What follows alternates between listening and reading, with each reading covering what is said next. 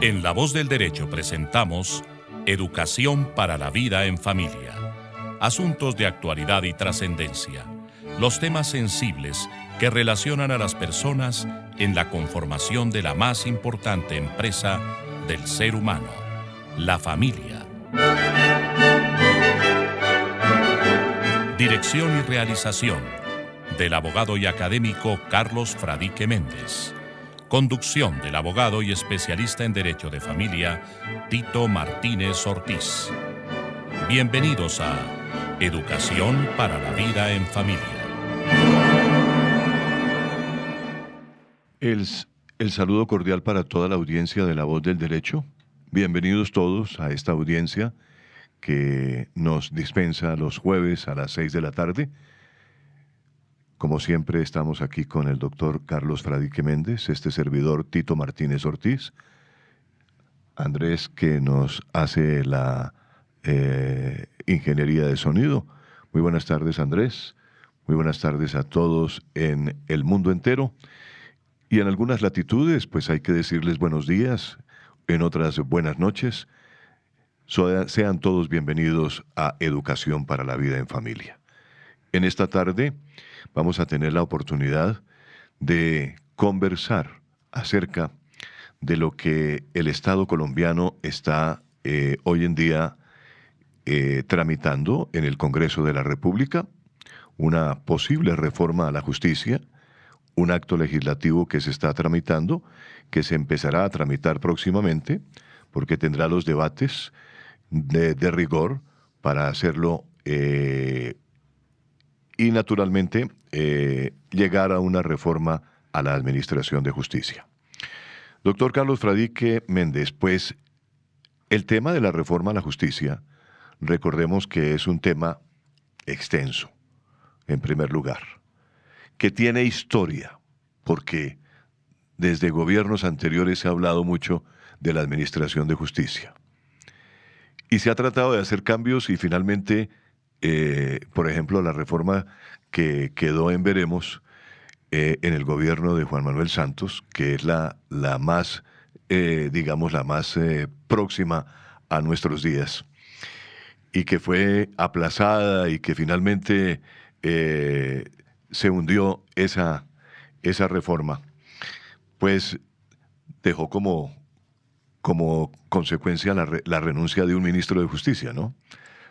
Porque el ministro Juan Carlos Esguerra Portocarrero renunció a raíz de esa reforma que se hundió finalmente, porque el presidente Santos incluso citó a sesiones extras para que la reforma no se hiciera, ¿no? Y finalmente se logró el objetivo. Ahora, en este gobierno del presidente Iván Duque, ha hablado de no fracturar la justicia, de no desinstitucionalizar a Colombia, de una reforma a la justicia consensuada con las altas cortes. Ya de hecho hemos visto que se reunió con los presidentes de las altas cortes, de construir consensos para que Colombia tenga una justicia creíble, eficaz, cercana al ciudadano, una justicia de excelencia en sus jueces, con primeras y segundas instancias fortalecidas. Y pues de todo esto hay unas propuestas que ya se esbozaron y que ya se presentaron y ya se radicaron en el Congreso de la República. Ya hay un proyecto de acto legislativo allí que habla de la reforma a la justicia y que fue presentado por el propio presidente de la República y por la ministra del Interior, la doctora Nancy Patricia Gutiérrez. De tal manera que el tema que nos asiste hoy, porque indudablemente esperamos como abogados de familia y como personas que diariamente hablamos en estos micrófonos sobre diferentes tópicos de la justicia en Colombia, que nos atañe realmente si la justicia que existe hoy en día debe reformarse y en qué latitudes debe reformarse, pues vale la pena anunciarle a nuestros oyentes que, dada la preocupación nuestra, pues lo vamos a le vamos a dedicar esta hora a ese tema, ¿no? Bienvenido, doctor Carlos. Usted que es una persona que, digamos, le ha tocado ver más extensamente la forma como se ha comportado la Administración de Justicia. ¿Cómo ve la posible reforma a la justicia? Don Tito, audiencia de La Voz del Derecho, muy buenas tardes. Desde el año de 1964 que yo tenga memoria, de pronto desde 1953, a raíz de el golpe de Estado de Rojas Pinilla, o el golpe de Estado, sí, de la entrega del gobierno a la Junta Militar. Claro. No, a la Junta Militar, sino al general Rojas Pinilla, en principio. Sí, sí. En el 53 se ha hablado y se han hecho propuestas y se han hecho cambios para mejorar la administración de justicia. Sí. He leído varios proyectos, he vivido directamente, he vivido el tema de la administración de justicia en el año de 1970, cuando se expidió el Código de Procedimiento Civil, el nuevo Código de Procedimiento Civil que llamaron en esa época. Sí. Después muchos ajustes para introducir lo que llaman la justicia oral, verbal. Y últimamente con la expedición del Código General del Proceso. Y los códigos generales, entre otras cosas, para la administración de justicia en la rama penal, en la rama laboral, en la rama administrativa. Claro. Porque todos ellos tienen un mecanismo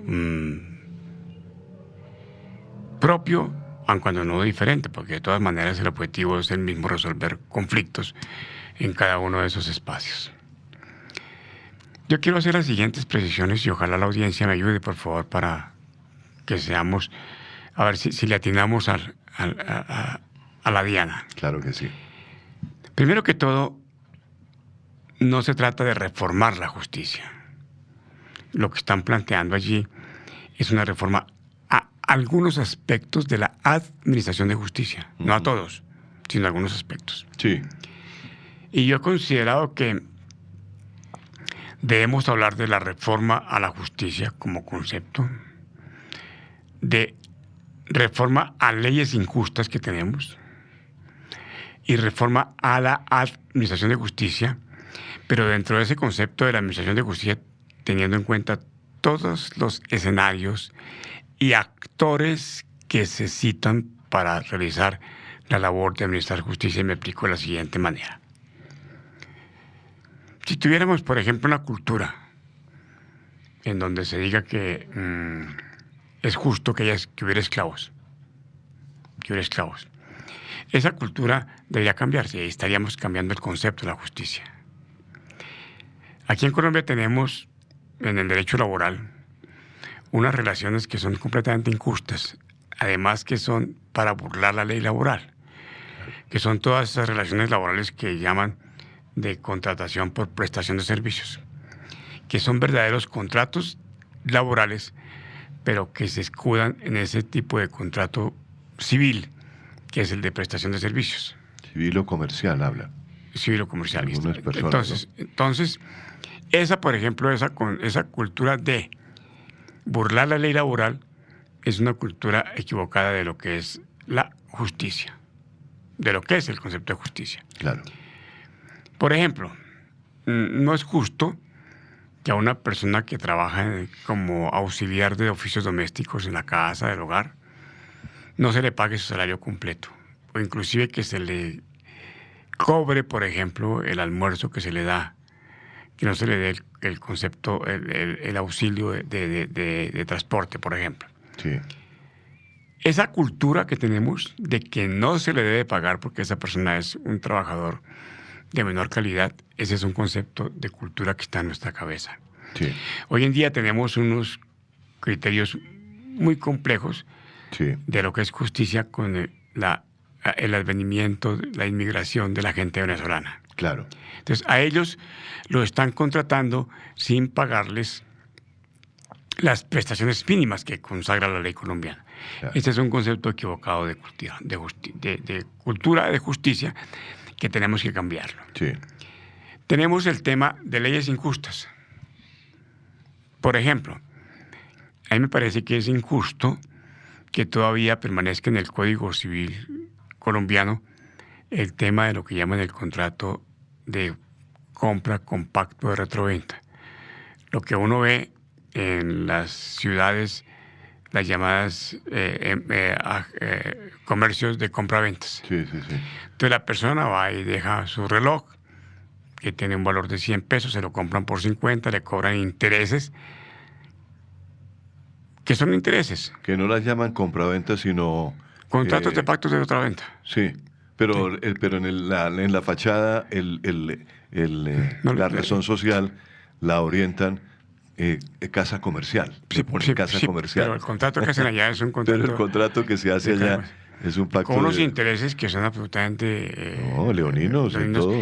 autorizados por la ley. Autorizados por la ley, además, claro. Entonces, esta ley es injusta. Sí, Por ejemplo, es injusto que las personas comunes y corrientes aporten el 4% para su pensión, el 4% para su salud, ajá, de todo lo que reciben. En tanto que hay unos empleados privilegiados, como por ejemplo los congresistas, que en este momento es un tema de estudio, sí, que solamente aportan sobre su salario básico y no aportan sobre las primas, de tal manera que están recibiendo 30 millones de pesos mensuales y solamente están aportando sobre 12, y los demás, que son primas, Claro, no claro. están aportando. Esa, por ejemplo, es una disposición injusta. sí, Hay que cambiarla, eso hay que modificarlo. Me parece que una norma injusta es la de que un joven de 16 años a 18 tenga que responder como si fuera una persona minusválida desde el punto de vista de la capacidad para cometer delitos. ajá, Y que a esa persona la tengan que juzgar como si fuera casi que inimputable, sí, y la sanción fuera una sanción casi que simbólica, ajá, y si tuviera un día más sería mayor de edad penalmente hablando. claro. Eso, claro. por ejemplo, me parece que es injusto para efectos de la modificación del concepto de las leyes injustas. Y por supuesto que podemos hacer muchas más. Sí, Ayer, por ejemplo, no ayer, fue ayer, pues hace 8 días, sí, me decían que el Consejo Superior de la Judicatura tiene la facultad de destituir por medio de sentencia, ante un proceso por medio de sentencia, a los magistrados, a los jueces, por sentencia. ah, sí, Y como es sentencia, sí, entonces no es un acto administrativo. Y la única forma como se puede impugnar, porque no hay segunda instancia, es mediante una acción de tutela. ajá, Pero sucede que realmente esa decisión que se toma para destituir a una persona es un acto administrativo. claro. Y le ponen el nombre de sentencia. Sí, Y si vamos al concepto de derecho-realidad, esa decisión, así no tenga segunda instancia, debería tener un control administrativo, no contencioso administrativo, porque es una decisión administrativa. Claro. Por ejemplo, ese concepto es una ley injusta. Hay decisiones de la Corte Suprema, de la Corte Constitucional, que han corregido normas injustas. Claro. Por ejemplo, toda la modificación que se le ha hecho a la Ley 54 de 1990 para entender que ese es un matrimonio consensual, o es casi un matrimonio, para irle reconociendo a la unión marital, de hecho, los mismos efectos que se reconocen al matrimonio ceremonia. sí, Por ejemplo, el hecho de que entre ellos pueda formarse la sociedad patrimonial, que se pueda haber impedimento para que rindan testimonio en un proceso penal, el tema de la vocación hereditaria, ajá, el tema del parentesco, en fin, son reconocimientos que se han ido dando a través de jurisprudencias, porque en principio la norma fue injusta y se reconoció que lo que allí se estaba estableciendo de verdad era un matrimonio consensual, claro, por ejemplo. Y viene una tercera escena, que es la de la reforma a la administración de justicia, en donde se tiene que tener en cuenta todos los actores de la escena judicial, sí, la escena judicial.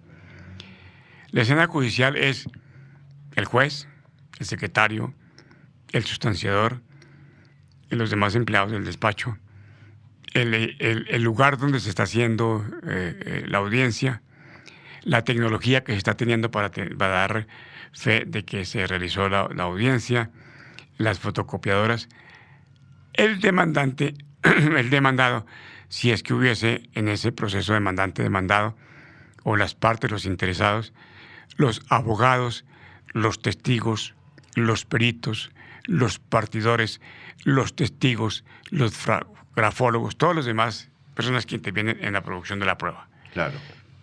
Y además de eso, en los procesos en los que hay segunda instancia, entonces el juez de segunda instancia o la Corte Suprema, en el evento de que haya casación, o los jueces de tutela en el evento de que haya que recurrir a esta institución. Entonces, todo eso es un engranaje que no se puede mirar de manera aislada. Hay que mirarlo en su conjunto.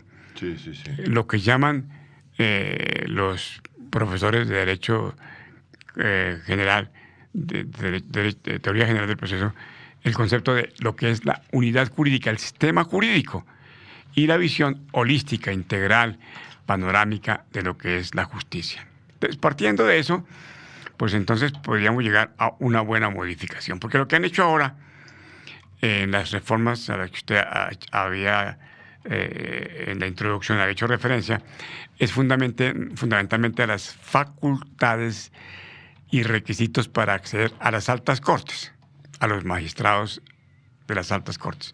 Sí. Pero a los demás, al inspector de policía, al defensor de familia, al comisario de familia, en el caso nuestro, al juez civil municipal, al juez promiscuo municipal, al de la fiscalía adscrita a esos jueces, para eso no ha habido ninguna modificación de ninguna propuesta. Entonces se está mirando la parte alta. No, es que los magistrados de las cortes tienen facultades electorales que hay que quitárselas. Listo, perfecto. Y con eso se arregló todo lo que es este paisaje que estoy intentando descubrir desde el punto de vista de la problemática de la administración de justicia. No, se arregla un poquito, pero no necesariamente se arregla el todo. Lo otro es que quienes promueven o quienes piden más bien que funcione el aparato jurisdiccional son los ciudadanos, son los interesados. Si tuviéramos una cultura educativa de tal manera que tuviéramos vocación a cumplir con nuestros deberes, no haya violación de derechos y entonces la posibilidad de ir al juzgado sería mínima. Ajá. Mínima. Si yo voy a una fiesta y no me emborracho, o me tomo y pido el conductor elegido, no hay posibilidades de que la policía me tome manejando, me ponga un parte, se lleve mi carro y me diga que estoy infringiendo la ley de movilidad con embriaguez. Si enseñamos a que no se maneje borracho o a que no se embriague, estamos haciendo una gran reforma a la administración de justicia, porque estamos apoyando para que no tenga necesidad de ponerse en funcionamiento el aparato jurisdiccional. No sé si me hago entender, sí, en ese caso. Sí. Si un papá, una mamá, tienen un hijo porque tienen con qué sostenerlo y atienden sus necesidades básicas y sus derechos fundamentales básicos, salud, educación, vivienda, vacunas, etcétera, educación, pues no habrá mucha posibilidad de que esos padres tengan que ir un día a donde el defensor de familia, donde el comisario, a donde un centro de conciliación, donde un juez, para que ellos le regulen la cuota alimentaria. Entonces, hay una cultura de cumplimiento de los deberes. Y al haber una cultura de cumplimiento de los deberes, el aparato jurisdiccional se ve menos demandado. Eso, en el caso de lo que puede ser lo que debe estudiarse para la reforma de la administración de justicia. Sí. En el caso nuestro, del derecho de la familia, o el derecho para la familia, me parece que una buena reforma a la administración de justicia es insistir con el tema del Ministerio de Familia, el que hablamos la semana pasada. Ajá. Pero por supuesto que la situación se ha vuelto tan compleja que crear un Ministerio de Familia, primero que todo, necesita iniciativa presidencial. Uh-huh. Y segundo, va a tocar, para que sea efectivo, hacer una reforma constitucional para efectos de que ese ministerio esté engranado con el Ministerio de Salud, el Ministerio de Educación, el Ministerio de las Comunicaciones, por ejemplo. Porque cómo se hace un buen trabajo con la familia si no se da, por ejemplo, una buena atención en salud que le corresponde al Ministerio de Salud. Claro. Una buena administración de justicia que no le corresponde directamente, pero como política sí le corresponde al Ministerio de la Justicia. Entonces, parece que eso necesita una reforma constitucional. La clase de educación para la vida en familia, para la cual hemos nosotros aquí insistido muchas veces, para que las personas, especialmente los progenitores, puedan cumplir a satisfacción sus obligaciones para con sus hijos y los cónyuges entre ellos. ¿Para qué? Porque si cumplen las obligaciones entre ellos, hay menos demanda de procesos ante las entidades correspondientes. Claro. Algo importantísimo que tenemos que insistirlo es el tema cultural de los hijos. No, que tengan hijos a los 14 años, porque eso está permitido por la ley, porque se pueden la gente casar a partir de los 14 años.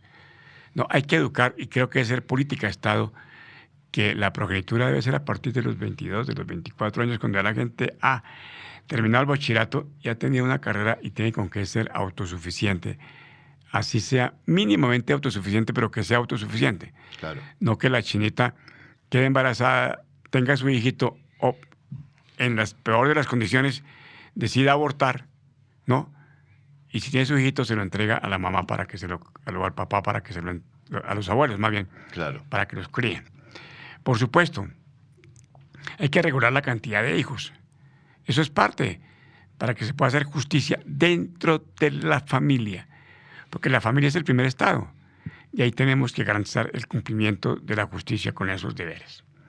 La educación, por supuesto, el buen ejemplo, que hay que dejarles a los hijos, educación y buen ejemplo, y eso es parte del comportamiento que tenemos con nuestros hijos para que haya menos demanda, menos necesidad de personas que administren justicia.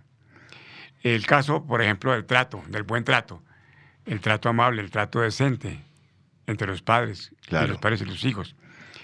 Y me parece, eso lo estuve la semana pasada rumiando, que no se justifica que haya comisarios de familia y defensores de familia. Debe ser un solo funcionario, uno solo.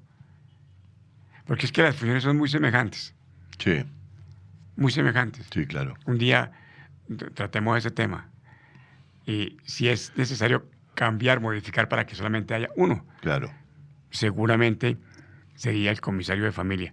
Pero tenemos un problema, y es que los comisarios de familia dependen de los alcaldes y tienen una política que oriente cuál debe ser el comportamiento de los comisarios de familia. Claro. Entonces, cada alcalde, que es una rueda suelta en el campo de la administración y de la administración de justicia administrativa, entonces nos quedaría una rueda suelta. Eso hay que repensarlo muy bien. Pero a ver, doctor Carlos, ¿se trataría entonces, hablando de la reforma a la Administración de Justicia, de los aspectos que está tocando este proyecto de acto legislativo, ¿se trataría entonces de una modificación a la Carta Política? Algunos casos se En necesita algunos modificación casos. constitucional, sí. En algunos ¿Cierto? casos, sí. Eso necesita reformas legales, reformas constitucionales, reformas legales, algunas normativas que están en el bienestar familiar y que están en las alcaldías, y por supuesto que cambio de cultura. Si no cambiamos el chip que tenemos los que somos usuarios en la justicia, bien como demandantes o bien como administradores de justicia, pues no hacemos nada. Le voy a contar una anécdota que me parece interesante. En una comisaría de familia, no me estoy inventando nada, en una comisaría de familia. Aquí en Bogotá. Aquí en Bogotá, bueno. Asumamos que es aquí en Colombia. Sí. La señora cita al padre de su hija Ajá. para que concilien sobre la custodia. Esa conciliación no la atiende la comisaria, Sí. la atiende una funcionaria que se identificó como psicóloga. No presentó ningún documento, no presentó nada, le dicen doctora y le dicen que es psicóloga. No sabemos si sea psicóloga, entre otras cosas, experta en el tema de los problemas familiares, Ya. pero es psicóloga. Hacen una conciliación muy rápida y por alguna razón la señora dice: yo vengo a reclamar la custodia de mi hijo, de mi hija. y resulta entregándole la custodia de la hija al papá. Y hacen el acta, firman, un acta pro forma. Sí. Y entonces le vamos a dar una copia. No le podemos dar la copia porque la comisaria no está en este momento en la oficina. No está en la oficina. Claro. Vengan mañana por ella. Y al día siguiente van y la comisaria le ha firmado el acta de la audiencia del día anterior. Es una falsedad. ¿Cómo va a decir la comisaria que intervino en la diligencia si no intervino? No estaba siquiera en el despacho. Claro, si no estaba ni siquiera en el despacho presente. Claro. Sí. Esa conciliación entre comillas. ¿A usted le tocó antiguamente, por ejemplo, que los jueces muchas veces no estaban presentes Sí, claro. en las decisiones que había que tomar en las audiencias? Sí. Que ahora es obligatorio. Pues no, tampoco, porque hemos visto que hay casos en los que no, pero sí. Pero sí me ha tocado. Yo tuve alguna vez que decirle a una persona, usted la juez, me dijo, no, usted no la juez, entonces llámeme a la jueza que me resuelva el problema. Claro. Y hice que la juez estuviera en toda la audiencia. En toda la audiencia. Casos, por ejemplo, en que el escribiente era el que iniciaba el proceso ahí de la audiencia y uno no sabía realmente... Eso hay que cambiarlo. ¿Qué pasaba? Hay que cambiarlo porque quien está haciendo la audiencia no es la persona idónea para resolver, orientar la resolución del conflicto. Vea, eso no está en el proyecto de ley ni en los proyectos de reforma a la justicia que se están presentando. Doctor Carlos, tengo en este momento un invitado. Tengo un invitado, que es el doctor Adolfo Castañeda. Por favor. Él es arquitecto, psicólogo y máster en ciencia política y relaciones internacionales, y en este momento candidato a doctor en el mismo tema. El doctor Adolfo Castañeda, en este momento también funge como docente en la Universidad Piloto de Colombia. Lo saludamos muy cordialmente y le agradecemos que esté con nosotros en Educación para la Vida en Familia. Doctor Adolfo, bienvenido. Muchas gracias por la invitación. Es un gusto estar con todos ustedes y con los oyentes. Estamos hablando del tema de la reforma a la justicia, y ya tal como lo ha esbozado el doctor Carlos Fradique, refiriéndose al tema de la reforma a la justicia, él dice que son algunos aspectos de la administración de justicia los que tocará esta reforma. No estamos hablando de una reforma plena ni mucho menos extensa, sino son algunos aspectos que el gobierno de Iván Duque viene con la inquietud ante el Senado, ante el Congreso de la República, para debatir allí este proyecto de acto legislativo que modificaría la Carta Política de 1991 en cuanto toca el tema de la justicia. Y por ello, pues aprovechando su experiencia, queremos lógicamente escuchar su punto de vista con respecto a esta situación de la reforma de algunos aspectos a la justicia. Doctor Adolfo, ¿usted qué opina? Bueno, yo creo que hay que partir de un punto, y es que quienes nos estén escuchando tengan una noción completa de la importancia del Poder Judicial. Entonces no sé si pudiéramos comenzar con un rápido y pequeño resumen de esa contextualización, porque para nuestros escuchas abogados pues están muy bien contextualizados, pero para quienes no, pues creo que es importante por lo menos darles una claridad de por qué es tan relevante una reforma en este poder. Usted tiene toda la razón, porque el programa nuestro se llama Educación para la Vida en Familia, y muchas veces nuestra audiencia no comprende ciertos términos jurídicos que empleamos aquí. Por ello, tratamos de ser lo más sencillo posible en el lenguaje que utilizamos. Sin embargo, pues a veces es complicado y definitivamente hay que acudir a la terminología jurídica, porque se trata de temas que tienen que ver con la justicia, ¿no? Claro, técnicos. Importancia entonces del Poder Judicial. Doctor Carlos Fradique, ¿usted qué opina de lo que dice el doctor Adolfo? Doctor Adolfo, buenas tardes. Buenas tardes. Pues excelente que usted haga esa reflexión, pero es importante también decirle a la audiencia que el Estado colombiano tiene un poder que tiene 5 ramas. En principio habla de la rama judicial, no del Poder Judicial, sino de la rama judicial, de la rama ejecutiva, de la rama legislativa, que deben trabajar armónicamente. Armónicamente es como si imagináramos un carro que tiene las 4 llantas y todas las 4 llantas o van para adelante o van para atrás. Y solamente las llantas de adelante van tomando la dirección para dónde vamos. Entonces no puede la llanta de atrás, que fuera la rama judicial, ir en contravía porque si no el carro no funciona. Además de eso, existe una segunda rama del poder, una cuarta rama del poder público, que es la rama del control público, que está representada por la Procuraduría y por la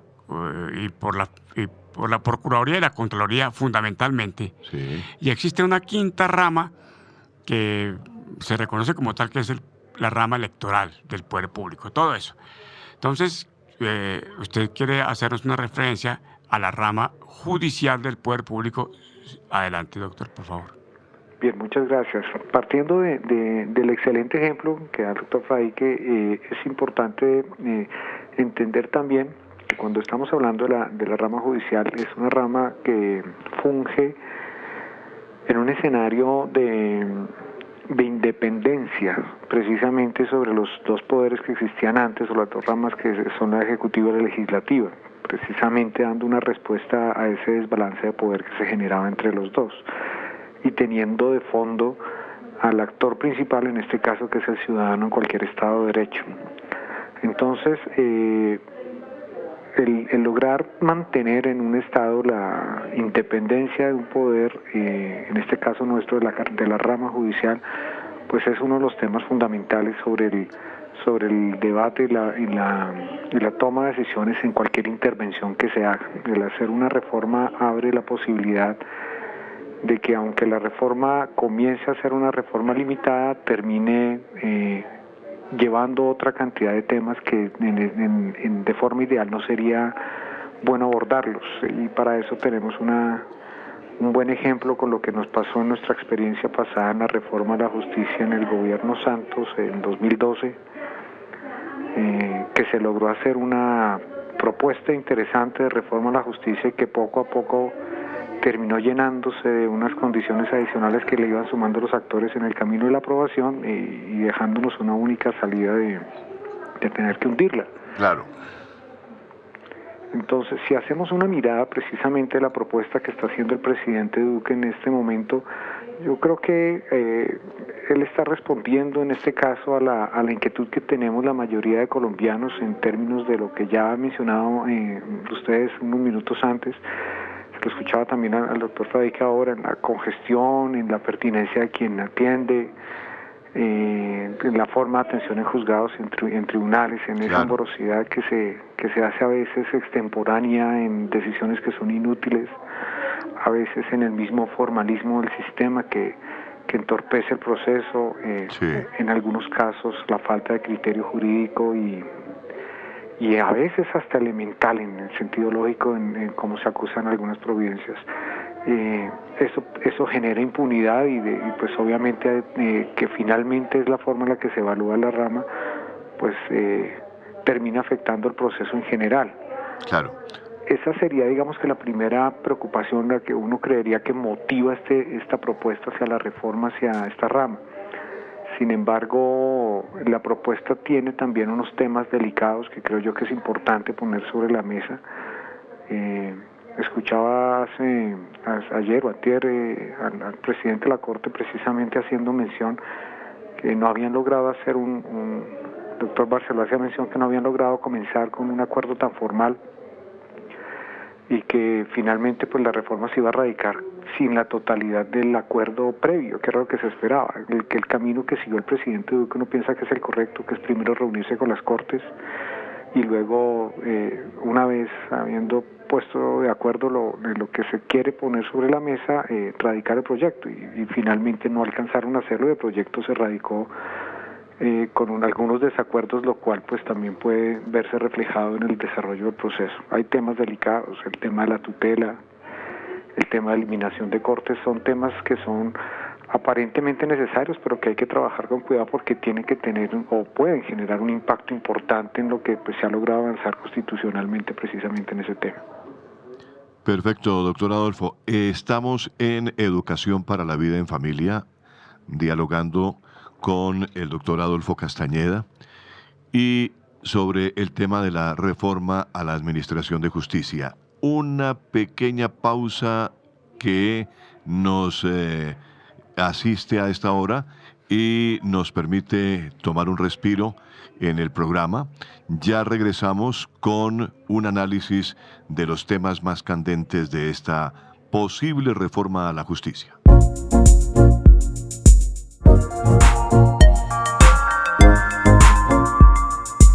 Regresando con el doctor Adolfo Castañeda, doctor Carlos Fradique, pues ya sobre los temas específicos que nos atañe, cuando antes de entrar en contacto con el doctor Adolfo, veníamos hablando de las leyes que son leyes seguramente injustas. Démosle al doctor Adolfo que nos diga lo que él ha analizado respecto a las propuestas. ¿Sí le parece bien? Sobre las diferentes propuestas que ha planteado el gobierno de Iván Duque en ese proyecto de acto legislativo, ¿cuál es su opinión? Bien, yo creo que hay tanto positivo como negativo. Insisto en que la propuesta uno puede suponer que esté fundamentada en un proceso de optimización de los procesos judiciales y que busca básicamente saturar un poco el sistema y optimizar los recursos. Eso podría ser, digamos que a vuelo de pájaro, el resumen amplio que el presidente ha manifestado desde que era candidato y pues que ahora lo está poniendo sobre la mesa. Claro. Sin embargo, si vamos a las propuestas en lo concreto, hay temas puntuales que resultan de relevante importancia. Yo voy a hacer referencia porque son varios puntos, vamos a ir en lo que nos permita el tiempo avanzando lo más posible en cada uno. Si hablamos del tema, tal vez uno de los temas más de mayor delicadeza es el de la tutela. Porque la tutela finalmente es una herramienta, tal vez una herramienta, me atrevería a decir que ejemplar a nivel mundial en términos judiciales. Si nosotros tenemos una mirada de las ramas y los sistemas judiciales en otros países, casi que sin excepción podemos decir que Colombia en esto tiene un camino por delante y ha mostrado una visión vanguardista en permitirle al ciudadano a pie que pueda instaurar una acción que tenga una respuesta prácticamente inmediata dentro del modelo de sistema y que le permita proteger y garantizar derechos constitucionales. Y de una u otra forma también es la misma razón por la que se puede estar de una u otra forma congestionando en cualquier momento el sistema precisamente por su error en su utilización en algunos casos. Entonces ahí viene un debate importante porque el hacer cualquier reforma a este proceso de cómo se formula una tutela, de cuál es el alcance de la capacidad de una tutela, pues puede ir en detrimento no de su mejora, sino en el detrimento del mismo proceso, lo cual nos podría devolver. Ese es un primer tema, no sé si quieren que pasemos al segundo, debatamos un poco sobre esto. Doctor Castañeda, yo hice una reflexión hace unos días, creo que hace 8 días, dije, yo propongo que se acabe la tutela. ¿Usted qué opina? Pues es una propuesta interesante, creo yo, en términos de revisar cómo se puede llenar el vacío que puede dejar esta... No, si se acaba no habría vacío. Y le voy a decir por qué. Porque el día que cumplamos con el artículo 2 de la Constitución Nacional, donde están las autoridades de la nación o de la República, están instituidas para garantizar los derechos fundamentales de las personas y garantizar una sana convivencia y un orden justo, pues no habrá que ir a los jueces a pedir tutelas. Entonces se acabó la tutela por sustracción de materia. En eso usted tiene toda la... Sí. Amor. Creo que se nos ha ido el doctor Adolfo. Aló. Sí. Bueno, ok. ¿Usted está oyéndonos, por favor? Aló.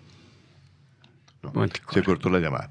Bueno, ese punto de la tutela es interesante, ¿no? Sí, pero, Claro. pero, a ver, si cumplimos con nuestros deberes, a nadie le estamos desconociendo sus derechos, la posibilidad de ir donde el juez de tutela es mínima.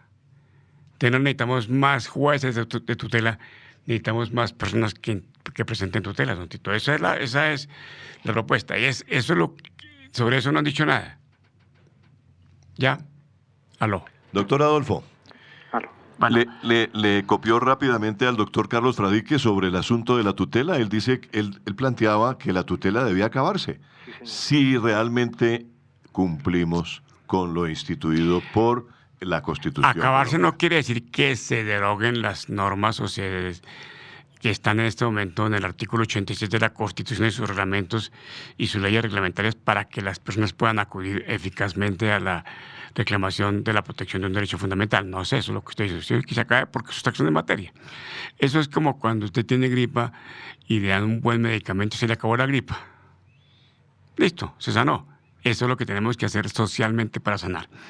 Hay otro aspecto que me parece que es muy importante y que lo vi a raíz de 8 días que la Corte Constitucional dictó una tutela resolviendo un caso de una falta de atención inmediata por parte de una comisaría de familia a una madre que estaba siendo violentada por el padre de sus hijos. Entonces la Corte dice, ahí hay una violencia institucional. Listo, reconoce que la comisaría estaba siendo violenta con la mamá. ¿Y qué le pasó a la mamá? Nada. No hay ninguna sanción, porque no hay ninguna sanción para quien viola un derecho. Debe haber una sanción para quien viola un derecho. No puede haber impunidad. Eso es un acto de impunidad. Y estamos tratando de que no haya impunidad. Y si no hay sanción para una manifestación de violencia evidente, como es la que desata la Corte, pues entonces, por favor, no estamos haciendo todavía nada. Lo otro es, hay unas razones para acudir por vía de tutela que se llaman las vías de hecho. La vía de hecho es un prevaricato, así en términos penales. ¿Por qué? Porque esa es una forma burda, grosera, dice la Corte, de violar la ley. Y quien de manera burda, de manera grotesca, viola la ley, pues debe tener una sanción. Si a ese juez o a ese funcionario, a quien viola la ley, se le impone una sanción, la tutela se reduce. Eso no es que tengamos que darle más razones para que haya más tutelas, más jueces para que haya más tutelas, sino que tengamos mecanismos para que se garanticen los derechos y haya menos tutelas. Doctor Fradique, usted Sí. da una reflexión muy interesante. Yo creo que este tipo de escenarios son importantes, no solamente para quienes nos están escuchando, sino en general para los actores que toman parte en estas decisiones en el sistema.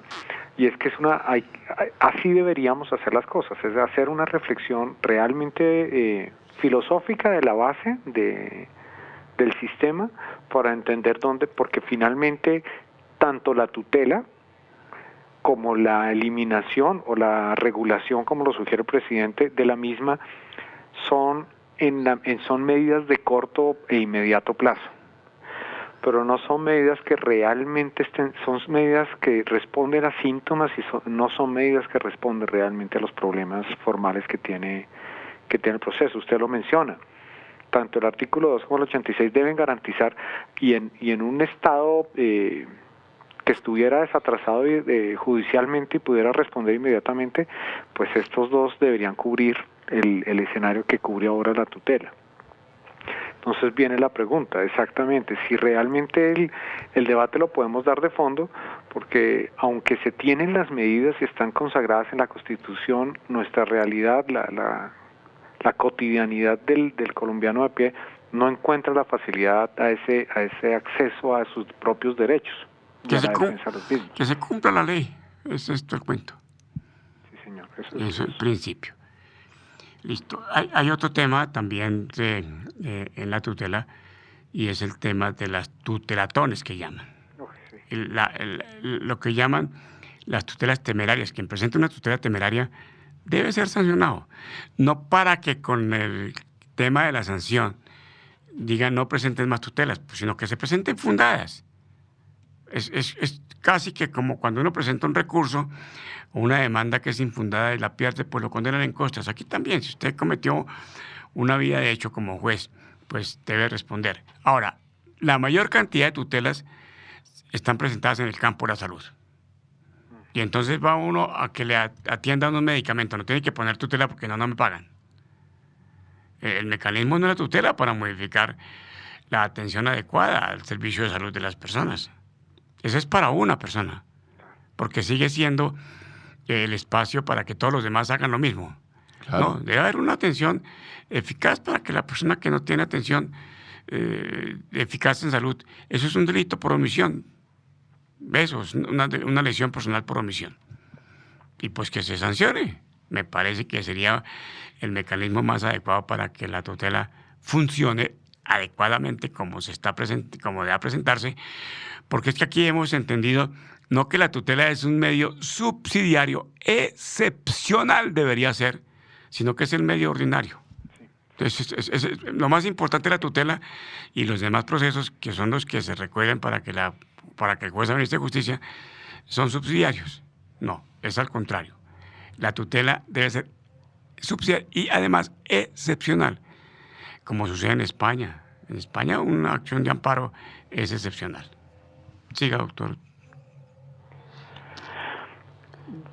A mí me queda una inquietud importante en este tipo de debates y es cómo logramos ese puente, porque lo que usted está mencionando está consignado en la Constitución y es en teoría un deber y un derecho en ambas vías que al estar constitucionalmente consignado pues se puede aplicar. Sin embargo, en la práctica no sucede.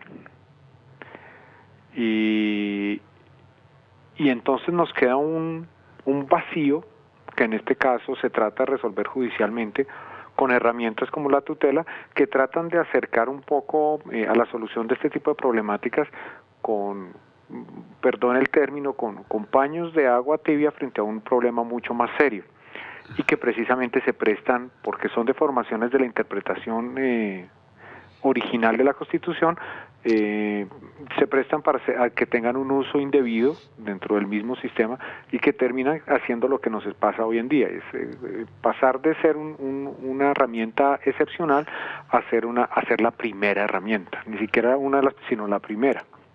Sí, eso es cierto, y así estamos quitándole la razón de ser de ese mecanismo que es excepcional. Un poquitico mal copiado de lo que es el derecho mexicano, pero ahí aparece como una de las buenas cosas que hizo la Constitución de 1991. ¿Qué otro tema tiene usted que le parece importante destacar en este espacio de lo que llama? Hay otro tema que es el tema de cortes, ¿no? Sí, señor. Yo creo que esa es una mirada optimista que tiene el presidente. Me atrevo a decir que es una mirada vanguardista, pero puede estar también un poco impregnada de ingenuidad, porque la mirada de unificar las cortes es una mirada bastante interesante en términos de optimización de recursos y de flujo de procesos. Es decir, que pasar de un grupo de cortes especializadas, como las tenemos actualmente en Colombia, a una gran corte que asuma la responsabilidad de forma general, que en forma, digamos que muy resumida, sí, bastante reduccionista, explica un poco la propuesta de lo que propone el presidente, permite, digamos que optimizar el sistema. Sin embargo, la pregunta viene en lo práctico, si a un sistema como el colombiano se puede aplicar un cambio tan radical como estos. Pero yo entiendo, doctor, que ya el tema de la Corte Única está abandonado en la propuesta. Pues creo que lo último que le dijeron a las Cortes es que no iban ni tenían ninguna posibilidad de conciliación si la seguía manteniendo. Pero pues no, pero es que el otro tema es que reformamos la Corte Suprema de Justicia si la Corte se deja reformar, ¿no? A ver, estamos negociando estilo grupos subversivos. Sí, queda un poco de la estamos chantajeándonos, ¿no? No, si hay que reformarla, y esas manos de reforma están en el Congreso. Y por supuesto que en armonía con el Ejecutivo. Y si hay que reformarlas, hay que reformarlas. Por ejemplo, me decían, no, es que no se puede reformar el quórum en la Corte Constitucional. Yo les digo, pues sí hay que reformarlo. ¿Por qué? Porque el quórum en la Corte Constitucional es 5-4. Y sucede que el reglamento de la Corte Constitucional dice que es el número siguiente a la mitad más uno de los magistrados de la Corte Constitucional. Son 9 magistrados. La mitad de esos no es 4,5, porque es que no hay medio magistrado. La mitad de 9 son 5. Y el número siguiente a eso es 6. Pero ellos dicen que no, porque como interpretan la ley para decir que sí pueden tener 4 magistrados y medio, entonces dicen que el número siguiente a 4,5, el número entero es 5. Claro. Y de esa manera, con 5 personas, han modificado la Constitución y han modificado la estructura del Estado. Y no puede que 5 personas, por más privilegio que tengan y por más sabiduría que tengan, que es una afirmación que admite todas las pruebas en contrario, entonces ellos sean los que tengan derecho a modificar la Constitución. Eso no puede ser así. Entonces hay que modificarla que sean 6. Con un voto más, eso se equilibra y las normas que llegan a la Corte Constitucional, que van con el beneficio del derecho, pues son más estables y las decisiones que tomen son mucho más seguras desde el punto de vista académico. Por ejemplo, y para eso no hay que pedirle permiso a la Corte Constitucional, hay que decir, la ley que reglamenta la Corte es y que quede claro. Claro. Así es de claro. O sea, el proyecto de acto legislativo tiene que contemplar esa reforma. Eso tal vez es de orden legal, con ley estatutaria. ¿Con ley estatutaria? La ley estatutaria de la reforma de la justicia, sí. Sí, para efectos del quórum. Y ya después la Corte hará su reglamento para acomodarse a lo que diga la ley estatutaria de la Administración de Justicia. Ajá. Esa es la parte que me parece que es normal. Y para eso no hay que decirle, no, ¿ustedes están de acuerdo con que reformemos? No, ninguno. ¿Qué tal que uno, al momento de corregir un hijo, tenga que decirle, ¿usted está de acuerdo con que lo corrija? ¿Ah? ¿Cierto que no funciona, doctor? Claro, pero bueno, ahí es importante mirar un poquito la historia, ¿no? Porque en términos ideales, la reforma que se propuso en 2012, la reforma la propuso enteramente la rama.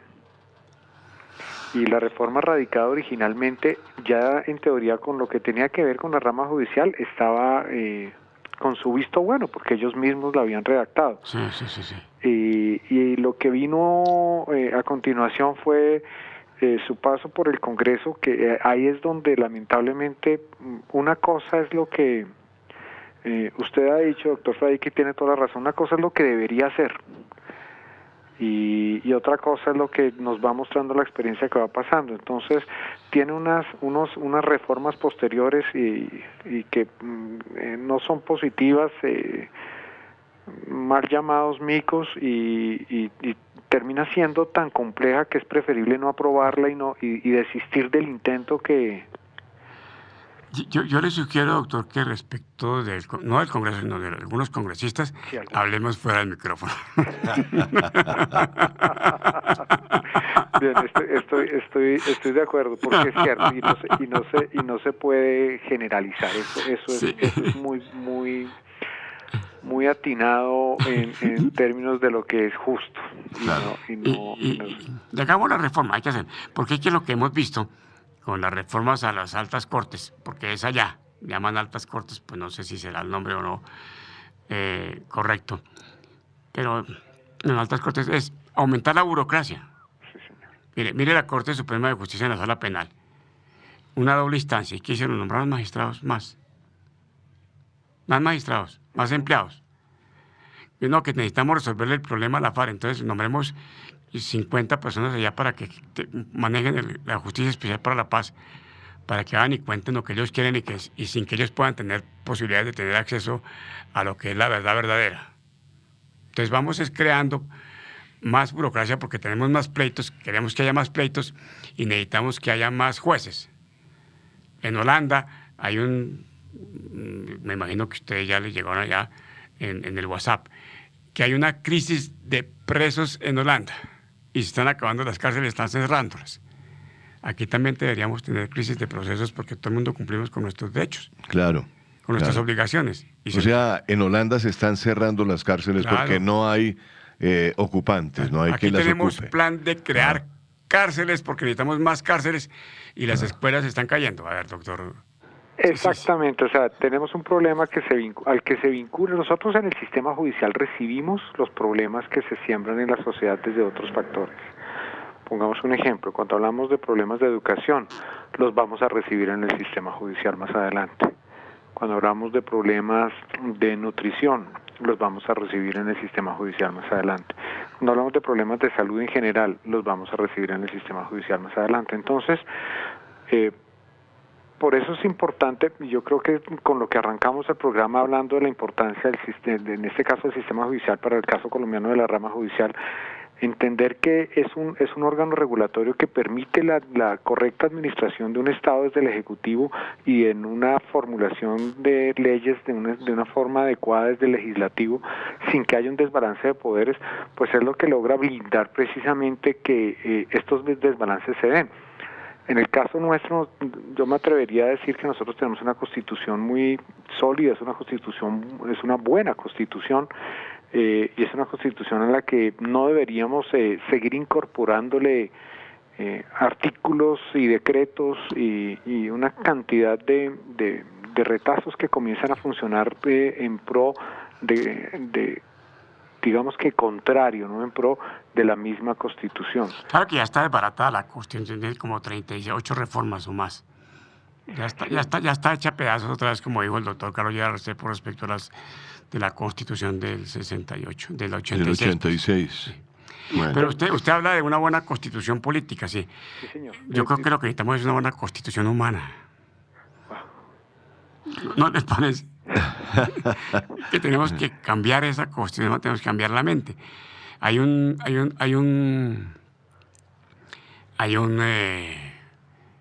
WhatsApp también, donde un papá que estaba aburrido con su niño cogió de una revista Sí. y levantó la página y la cortó. Ajá. Y por esa parte estaba el mundo. Ajá. Y le dijo al niño, ármeme el mundo. Sí. Y el niño pues no conocía el mundo porque no sabía cómo era. Pero el niño de manera muy inteligente, en vez de armar la hoja como tuvo, la armó por el en vez. Ajá. Y por el en vez está la figura humana. Y armó la figura humana, que esa sí la conocía. Y entonces llegó a la conclusión de que una vez que podamos armar al ser humano, podemos armar el mundo correctamente. Qué bonita reflexión. Eso Bueno, es cierto. ese es el punto, el mundo que nos toca realmente todavía, doctores, entrar a armar o a reformar o a ir reformando camino a el futuro que nos claro, depara, ¿no? por supuesto que Indudablemente. Bueno, hay varias cosas que hay que dejar en el tintero porque el tiempo se nos está agotando. Fundamentalmente la propuesta del gobierno a la reforma a la Administración de Justicia, que contempla una eliminación del Consejo Superior de la Judicatura, la reforma a los requisitos y funciones de los magistrados, que aumenta la edad para ser magistrado a 50 años, el comité de aforados, que también está en entredicho, la eficiencia y la eliminación de la morosidad judicial, que ya de hecho se ha hecho presente en varios programas aquí en La Voz del Derecho, que lo hemos comentado, y el fortalecimiento de la transparencia, que es importante. Por ejemplo, ¿cuándo se ha vuelto a hablar del problema del cartel de la toga? ¿No es cierto? Se acabó. Eso se terminó Sí. y se acabó y nadie volvió a tocar ese tema, Eran ¿no? dos magistrados, ya salieron de allá, se acabó el resto. Perfecto. Entonces todo se está... ¿De cuándo empieza algún Claro. errorcito para coger un teléfono que no Exacto. corresponde? Pero eso es un errorcito. Digamos que la justicia es un servicio esencial, ¿no es cierto?